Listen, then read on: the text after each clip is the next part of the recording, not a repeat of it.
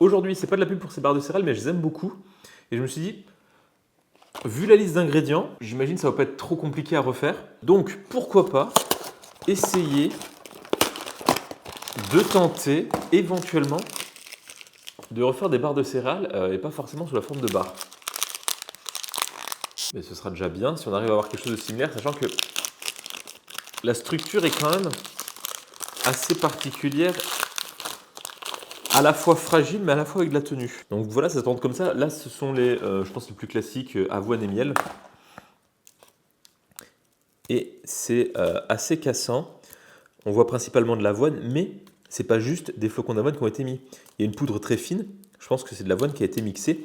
Et de temps en temps, il y a quelques flocons d'avoine entiers, mais c'est pas la majorité. Je pense à vue de nez, un tiers de flocons d'avoine entiers. Le reste, c'est un peu de la farine mixée parce qu'il y a quasiment que ça.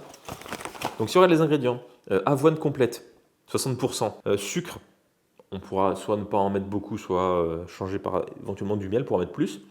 Huile de tournesol, ça devrait aller. Et il suffit de regarder un petit peu les matières grasses. Si on regarde, parce qu'ils ne donnent pas les quantités, mais si on regarde pour 100 grammes, il y a 18 grammes de matière grasse. Sel, mélasse, émulsifiant, on s'en fiche. Poudre à lever. Donc poudre à lever, c'est qu'on ne va pas faire lever des flocons d'avoine, donc c'est bien une farine. Et c'est une farine, je pense, d'avoine. Donc ça devrait pas être trop compliqué. Et aussi, ce qu'on voit, c'est que ça a été quand même bien tassé. D'accord? Avant, j'imagine, d'être cuit. Impressionné par la quantité d'huile qu'il y a. Donc je vais mettre 100 grammes de flocons entiers, sachant qu'ils sont petits et qu'ils sont facilement cassables. Et 200 grammes que je vais mixer. Donc voilà la farine. On revoit qu'il y a du flocon d'avoine, mais il y a quand même pas mal de farine. Bon, soit. Matière grasse, c'est 18 grammes, donc on va dire peut-être 18% d'huile. Aussi, le sucre est plus important que l'huile. Et si on regarde ici dans la description, glucides, un temps de nombre, et dont sucre, 27 grammes. Je vais commencer pour moins sucré par mettre 60 grammes de miel.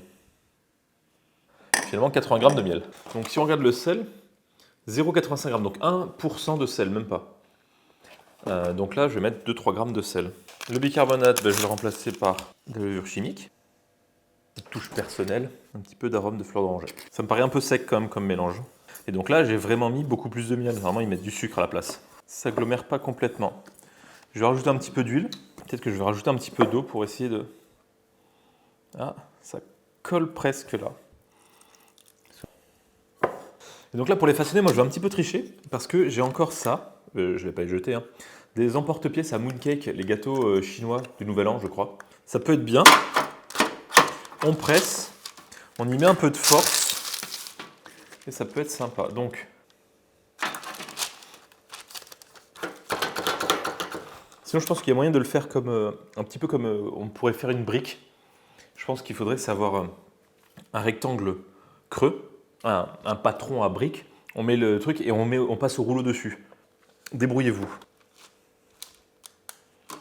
Hop.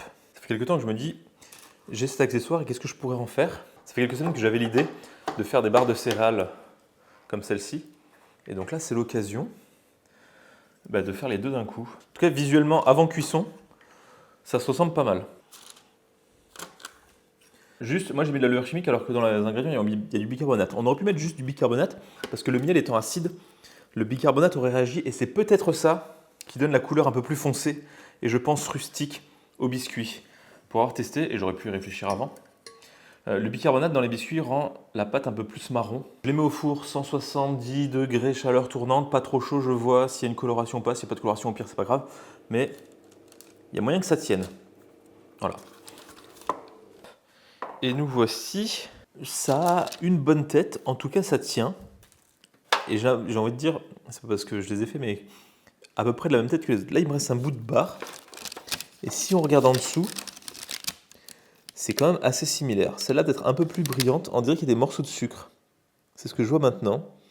Les petits cristaux de sucre, peut-être que c'est ça qui aide pour le côté croustillant, je sais pas. Je laisse refroidir et on goûte. Non, c'est quand même pas mal. Si j'en prends un qui est à peu près cuit, pas trop épais, ça va être celui-là. Ok. La consistance est proche, ils sont plus durs, un peu moins friables, et ça c'est pas mal. Peut-être c'est le côté rond qui est compact, beaucoup plus et plus épais qu'une barre fine et longue qui peut se casser plus facilement. Ce que je vois maintenant, c'est que les morceaux de sucre ajoute ce côté un petit peu plus croustillant. Mais ici, et là on pourrait rajouter beaucoup de choses. Là c'était vraiment la base de structure, mais je vois bien rajouter des petits morceaux de fruits secs, des amandes, des noisettes, des choses comme ça qui rendraient la chose un peu plus intéressante. Mais là on a quelque chose qui est moins sucré, un peu moins croustillant, certes, mais finalement c'est cher pour ce que c'est ces barres. Il n'y a pas grand chose dedans. Et ça, vous savez ce qu'on en fait? Ces petits biscuits au flocon d'avoine. Parce que bon, là, ce qu'il fait, c'est vraiment la forme qui est sympa. Ouais. Le matin, on en prend 2-3. Dans un yaourt, on le casse un petit peu. Et ça fait un super complément au granola. Ou même à faire du granola avec un peu de ça. Et c'est un peu sucré, mais un petit yaourt nature, ça passe très très bien. Maintenant que je sais qu'on peut les faire assez facilement, est-ce que au magasin, je vais prendre les barres si j'en veux? Bah peut-être pas. Ah, ça me détruit tout ça. Ma vie est trop compliquée. Ce qui est bien, c'est qu'on peut vraiment doser le sucre parce que c'est pas le sucre ou le miel qui tient bien avec un petit peu d'eau, mais finalement c'était l'huile qu'il fallait mettre, que j'aurais pas mise. J'aurais pas mis si j'avais pas lu la liste des ingrédients. Et donc là, cette base qui est quand même plutôt neutre, même si c'est un petit peu le goût de miel, on peut la décliner tellement facilement. Et le petit accessoire est quand même sympa pour faire les petits biscuits. J'avais fait une autre vidéo là-dessus, le lien en description si vous voulez. Voilà. Sinon, on peut compresser, mais là, ce qui est bien, c'est que vraiment le côté presse rend le truc facile. Sinon, avec la main, on n'arrive jamais à presser aussi bien en faisant des petits biscuits. Là, le fait que ça ait été tassé aide beaucoup. Sur ce, merci beaucoup et je vous dis à très bientôt.